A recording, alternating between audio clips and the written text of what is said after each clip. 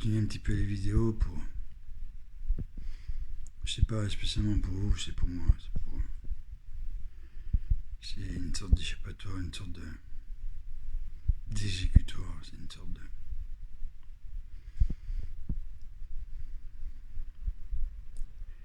Il y a beaucoup de choses que, comme là, elle me posait, mais pourquoi t'es pas tombé dans l'alcool ou dans la drogue? Je leur dis pourquoi faire en fin de compte, ça sert à rien. Et hier, j'ai eu une interview de 2 heures. C'est vrai que ça m'a remonté pas mal de mauvais souvenirs dans ma tête. Parce que c'est vrai que tout le monde peut juger, et ça, vous êtes très fort à juger les êtres humains. Vous êtes vraiment très très fort. Mais à comprendre, vous êtes nul à chier par contre. Parce que c'est pas parce qu'on a fait de la prison qu'on est un voyou. Moi j'ai vu des mecs en prison, c'était des pères de famille, et qui rentrent en prison parce qu'ils ne pouvaient pas payer une pension alimentaire pour une fille qui avait 27 ans, par exemple. Ou un gamin que j'ai eu pendant une semaine dans ma cellule pour protéger, c'était un chef d'étage qui m'avait demandé, donc le gamin travaillait à Intermarché à Prades. Donc il s'est retrouvé un petit peu en panique, donc je l'ai pris sous ma tutelle, on va dire. Et donc j'ai dit écoute, t'affole pas. Écoute, t'as les timbres là, t'as le frigo qui est plein, tu prends les thèmes, tu prends le papier, tu prends les enveloppes, t'écris à tout le monde, comme quoi t'es là, que t'es tranquille et puis que tu sors dans une semaine. Et quand la semaine s'est passée, il me dit tu me reverras un jour. Puis je fais pourquoi pas. Le 22 février, je me rappellerai toute ma vie. Le 22 février, c'est mon anniversaire et c'était l'anniversaire de son père. Et en face à la prison de Perpignan, vous avez un couteau. Et il est arrivé avec une banderole et 4 copains à lui. Une banderole qui faisait plus de 30 mètres, oui, facile. Et il y avait marqué bon anniversaire Sylvain. Je t'oublierai jamais. Et quelque part, ça fait chaud au cœur, mais bon, le problème, c'est que dès lors que en prison vous sortez un chiffon pour dire un coucou, vous avez ma tante de la tour qui vient pour vous balancer. Et l'avantage que j'avais, c'est que j'étais très respecté en prison. J'avais beaucoup d'amis aussi que j'avais retrouvés. Donc tous mes potes sortaient en même temps le chiffon. Quoi. Donc les matins ne savaient plus quelle porte aller. Mais il ne faut pas croire que si tu es en prison, c'est pas que tu es un voyou. Je veux dire, dessous, parce qu'hier, il y a une conférence pendant 2 heures, et c'est vrai que il y a des questions qui ont du mal à répondre, mais bon, comme j'ai dit, tu ne verras jamais sur l'Indépendant ou à la télé parler de ceux qui sont morts en prison, parler de ceux qui sont suicidés ou lynchés, parce que ou même se détruire eux-mêmes, j'en ai vu tellement. Parce que comme j'allais tous les jours me faire piquer les jambes pour je sais plus quoi.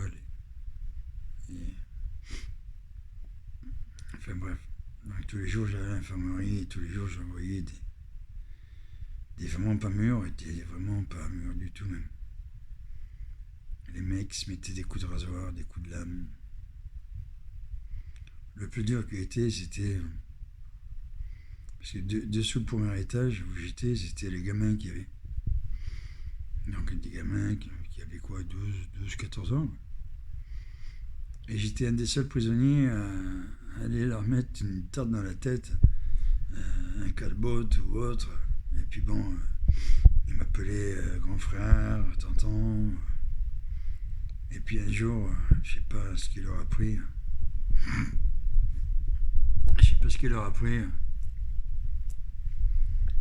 Ça a commencé parce qu'en prison, dès que tu entends une de mes premières nuits,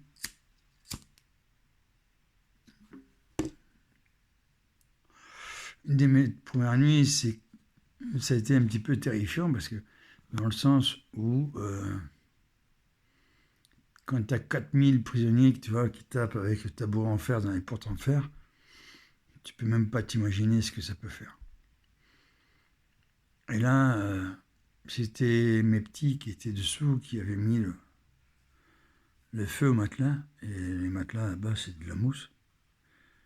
Donc du temps que les matons se bougent, du temps qu'ils ouvrent la porte, du temps que ces gros fils de pute sans payer rien à foutre. Et de toute façon, un matin, c'est comme un flic. Hein. Je veux dire, c'est pareil, c'est la même donne. Dans le sens où, admettons, s'ils baissent pas leur gonzesse la nuit, ils se vengent sur ta gueule, quoi. Donc, c'est un petit peu comme les flics. Hein. Il faut aller cailler des pieds chez eux, c'est eux qui passent à serpillière. Donc, et ces petits-là, je les ai vus cramer dans leur cellule, avec une fumée tellement noire qu'on voyait même plus leur visage à travers les barreaux. Et vous ne verrez jamais à la télé ou sur un indépendant ou sur n'importe quel journal ou journaux dire un tel s'est suicidé, un tel s'est ouvert la gorge, un tel est mort. Vous ne voyez pas tout ça. Et vous ne le verrez jamais. C'est comme Fresnes.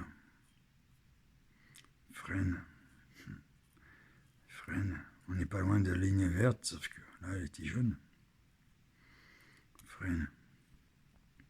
Fresnes, la prison de l'enfer, on appelle ça. Parce que Fresnes, avant que ce soit une prison, c'était là où ils cramaient et ils tuaient tous les juifs à l'époque.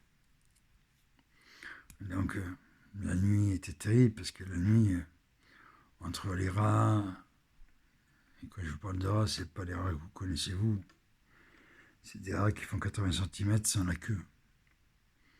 Pour te dire qu'à tel point que les rats étaient balèzes, les matons à Fresnes, ça fait un carré comme ça, et pour faire le tour du carré, ils étaient avec le fusil à pompe, pour les rats. Et on mettait un carton sur les chiottes pour pas que les rats, justement, nous bouffent les couilles quand on va chier. Alors c'est vrai que il est facile de juger, il est facile de dire, mais tiens, c'est un associable. Il est facile de trouver l'excuse pour pouvoir te quitter parce que tu sors de prison, comme mon ex, la mère de mon fils.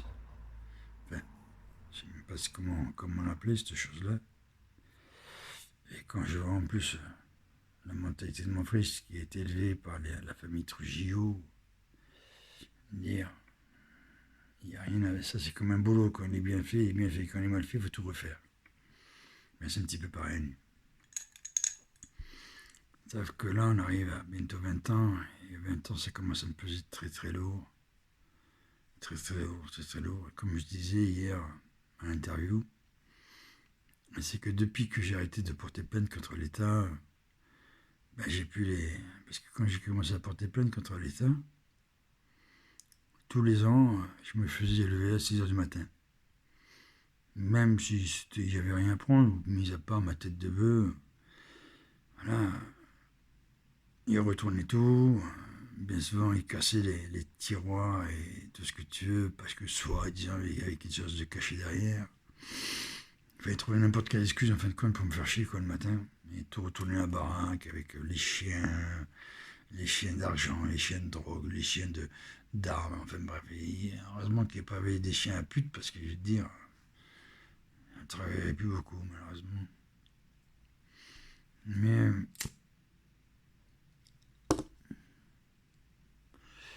ce qui est le plus dur, c'est d'être... non seulement vous êtes jugé quand vous sortez de prison par ceux qui vous connaissent, parce que c'est plus facile de juger que d'aider. Parce que d'aider un ami, il faut l'aider, c'est dur. Surtout quand c'est soi-disant un ami. Mais le plus dur, c'est la famille. enfin quand vous en avez une, quand elle vous soutient, quand enfin, une famille normale, quoi, ou des amis normaux, que quand il y a un petit blême, ou t'es malade, ou t'es pas bien, ou tu peux pas aller faire des courses, ou alors tu peux pas bouger, ou tu dégueules le sang, ben il n'y a personne. Hein. Après, il faut que je dise, il faut que tout ce que j'ai vécu entre le foyer à 4 ans, la mort à 11 ans, après tout ce que j'ai vécu, il faut que je sois encore normal. Après tout ce que j'ai vécu aussi ici, depuis j'ai cette baraque de merde, Villa HLM, que le compte c'est mort du voisin, là, celui de ma mère, quel putain. C'est lui qui m'a fait détruire mon chalet, c'est lui qui m'a coupé mon arbre, parce qu'il fait partie de l'extrême droite, donc quand on fait partie de l'extrême droite, apparemment on a tous les droits. Hein. C'est une question de politique en fin de compte. Quand je regarde les lois qui sont toujours de l'époque de Napoléon, donc faut pas croire que l'homme est évolué, faut pas croire que l'homme est évolué, l'homme n'est pas évolué du tout. Allez faire un tour en prison, vous allez voir si l'homme est évolué. Ou allez voir dans la rue. Parce qu'après le foyer, j'ai fait la rue, bien sûr. Donc, et vous verrez que c'est toujours la loi du plus fort. Comme dans la politique. Alors, comme j'ai dit hier à l'interview, c'est que je ne comprends pas comment on peut juger un ancien président de la République, mais par contre, on ne peut pas juger un flic. Ça, c'est une question que je me suis toujours posée. Il y a tellement de questions que je me suis toujours posées que j'ai pas de réponse. C'est pour ça que j'espère que si vous regardez un petit peu mes vidéos, ce qui n'est pas le cas, parce que bon, des vidéos j'en fais depuis toujours, bien avant que vous en fassiez vous. Les premières vidéos avec les webcams qu'on mettait sur l'ordinateur, si ça arrivait à se connecter, donc 20 ans, je pourrais vous raconter 20 ans, mais il me faudrait je sais pas combien d'années pour vous détailler les souffrances et les misères qu'on m'a faites. En fin de compte, ça servait à quoi? Pas grand-chose, parce que bon, c'est du passé, mais le passé reste toujours incrusté. C'est, comme vient de me dire mon père, c'est pas incrusté, c'est gravé, c'est ancré dans la chair et dans le rocher. Tu vois.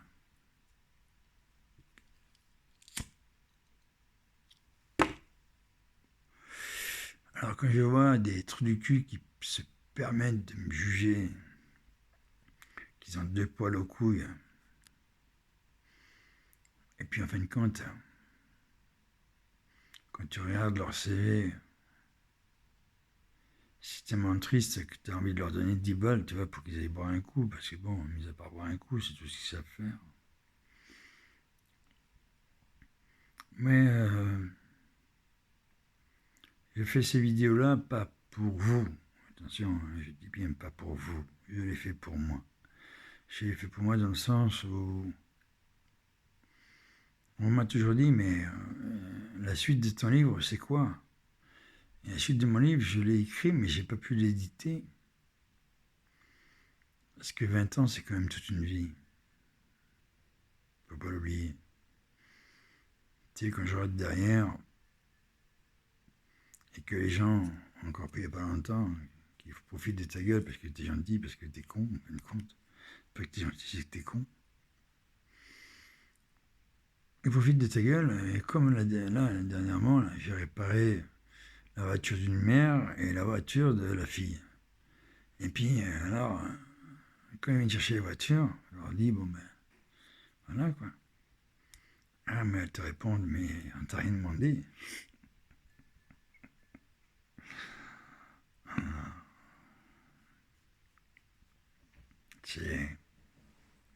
C'est toute la vie qui est comme ça. Et quand en plus, on donne une certaine gloire à ton ex et à ton soi-disant fils, Parce que tu sais, Greg, je vais te dire une chose. Tu étais mon fils, oui. J'ai essayé de t'apporter tout ce que j'ai pu t'apporter, comme n'importe quel parent pourrait t'apporter. Mais c'est vrai que entre moi qui étais tout seul et ta famille qui était 40 000 parce que c'est des Espagnols, dont ton oncle, comme disait ta mère, elle a fait en fin de compte la même chose que son oncle. Son oncle, il a pris son gosse et il est parti en Espagne et a envoyé son gosse à 18 ans à sa mère. En fin de compte, ils ont fait pareil. Et comme son père, il a fait une maison, c'est aussi grande que pour mettre chacun un studio. Donc, en fin de compte, ben, quand même adultes, même à leur âge, qu'ils ont 40 ans, quand ils ont un problème, ils retournent chez papa, maman. C'est un assistanat, mais à 300 000%. Quoi. Et quand tu penses que c'est ma belle-mère, mon ex-belle-mère, pardon, qui m'a demandé de quitter sa fille, parce qu'autrement, elle m'enverrait en enfer, bon, elle a réussi à m'envoyer en enfer.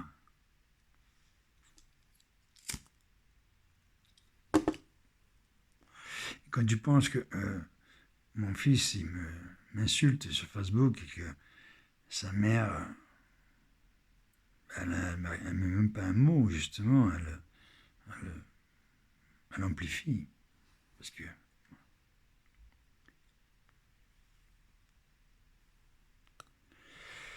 mais j'ai tellement de questions sans réponse, c'est pour ça que j'aimerais,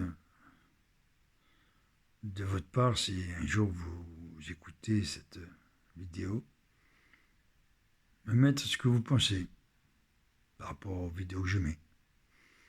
Comment vous auriez fait en sachant que votre soi-disant femme, pendant que vous étiez en train de crever en prison avec un hélice artificiel, 80 cm d'agrafe. Et le plus dur, c'était que quand je me suis réveillé du coma, c'était... tout le monde pourra vous le dire, ceux qui me connaissent, Patrick, Fabien, etc. Je faisais 85 kg de barbac.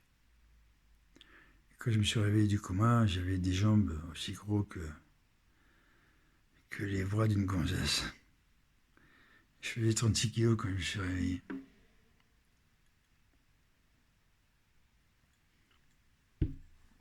Et encore, je vous raconte même pas sur l'équipe que j'étais tombé, une équipe de pourriture.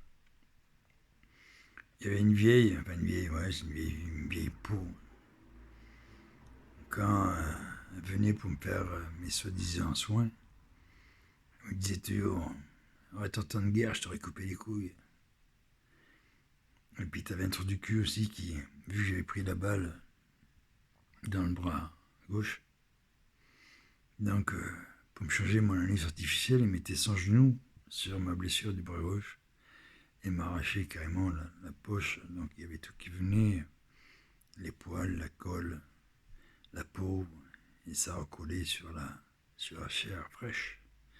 C'était une jouissance, vous ne pouvez même pas vous imaginer. Donc, j'avais trouvé une technique, comme on faisait à l'armée, c'est se mettre en état second. C'est-à-dire que ton pouls, à la logique, ton pouls, il tape entre 75 et 85 minutes. Moi, je le descendais à 30 minutes. Et ça, j'ai un ami qui peut en témoigner, Christophe, qui était avec moi une fois à la clinique, et j'ai fait péter la machine à 31 pouces secondes minute. 31 pouces minute. Donc, parce que plus votre cœur bat, plus le sang va dans vos membres et plus les douleurs montent. Donc, dès lors que vous êtes en état second, et vous tapez votre cœur à 30 minutes, à 30 coups par minute, donc vous avez beaucoup moins mal. Mais pour s'endormir, bien souvent, je me dormais à genoux. Avec une sorte de... Je prenais un drap, je le mettais en boule et je le mettais contre mon ventre. Et je me pliais comme ça. Et puis des fois, je me dormais comme ça. Bien souvent, je me dormais comme ça. Quand je vois les gens qui m'entouraient, qui m'ont jugé, qui m'ont critiqué, qui m'ont sali et qui continuent à me salir, même à eux, je ne leur souhaite pas de passer par là. Parce que je ne pense pas qu'ils auraient les couilles de survivre. Parce que 20 ans seul, c'est 20 ans de prison en plus. Maintenant, c'est vrai que vos esprits ne se... En fin de compte, c'est comme quand je mets sur Facebook une citation, il y a 40 000 qui regardent. Quand je mets un poème, il n'y en a aucun qui regarde. Parce qu'en fin de compte, les gens sont blasés de tout. Mais par contre, pour la critique, style des fautes de grammaire, style vous êtes très très fort, très très fort, très, très fort. Alors je dirais qu'une chose, c'est que avant de juger l'Indien, essaye de marcher dans ses mocassins. Et après, tu pourras ramener ta grande gueule. Parce qu'en fin de compte, l'être humain, mis à part se détruire et détruire ceux qui peuvent se détruire, comme notre abruti qui, ça fait 12 ans qu'il me casse les couilles, tout ça par jalousie, tout ça pour... C'est là où je comprends pas l'être humain, c'est là où je me sens pas du tout à ma place. Dans ce monde de merde. Quand j'ai voulu télécharger TikTok, là, je suis resté une semaine. C'est affolant. T'as les gonzesses du matin au soir qui sont devant le téléphone en train de se maquiller. Avec des gonzesses de 40 ans, 40 000 vues, en direct live. Ah, vous croyez que je suis encore baisable? À 40 balais, fry. Mais si t'es plus baisable, elle va faire la pute, tu verras bien. Moi, tu gagneras des sous gratuitement. Enfin bref. Le truc, il est que l'État m'a volé 20 ans de ma vie. 20 ans. M'a tout pris.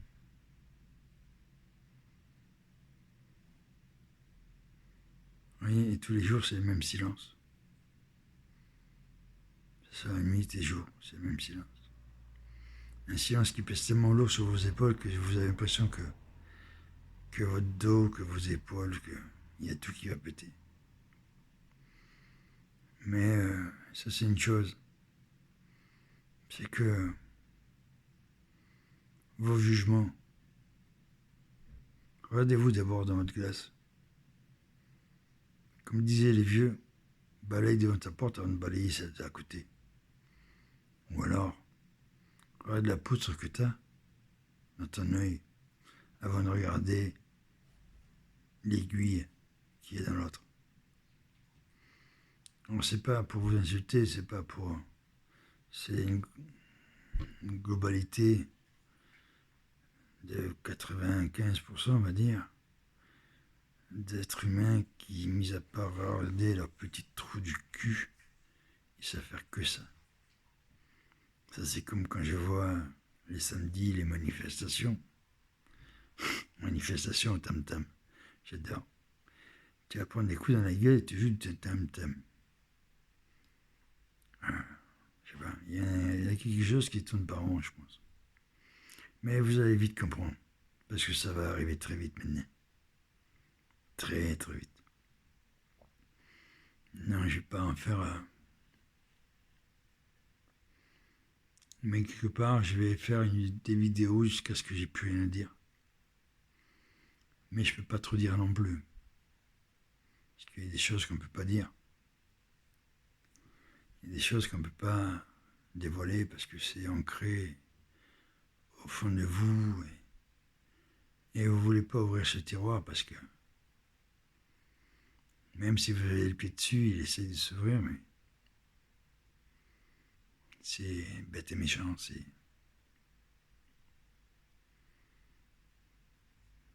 Mais bon. J'espère qu'une chose, c'est que ceux qui ont été dans l'injustice policière, Juste qu'une chose que bon, peut-être que je serai pas là, mais au moins, et encore, ça m'étonnerait qu'un jour ça puisse arriver. Tous ceux qui ont eu une injustice policière qui descendent dans la rue, gentiment. Simplement pour montrer que, en fin de compte, il n'y a pas de justice. Quand je vois que Macron s'est déplacé au seuil du lit d'un Algérien, je ne suis pas raciste, hein, parce qu'il avait pris un coup de matraque dans le cul, et est venu faire ses excuses de la République. Et moi quoi? Et moi quoi? Est-ce que j'ai eu des excuses? Est-ce qu'on m'a proposé de vivre mieux, comme lieu d'avoir 800 balles par mois? Ben non. Ben non. Et ce qui est le pire dans l'histoire, c'est que dès lors qu'il y a une connerie qui est faite dans les PO, t'es sûr que ça vient de taper à ma porte. Ça, c'est la vie d'un prisonnier. Dans l'État a fait une bavure. Ils veulent faire chier jusqu'à la fin qu'il craque. Après, ça passera à la télé en disant il était connu des grands services de police. Il a fallu la battre, putain, couffin. Même avant de m'abattre, mes garçons. Je partirai pas tout seul.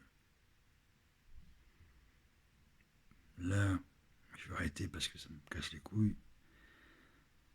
Parce que je viens de voir encore ma mère et c'est vraiment pas le top. Et pour moi, ma mère, c'est le seul appui que j'ai pour essayer de me lever le matin pour dire que je vais essayer de vivre encore une journée. Voilà.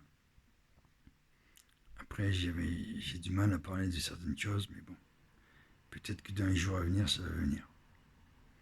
Sur ce, je vous souhaite une bonne journée. Bye.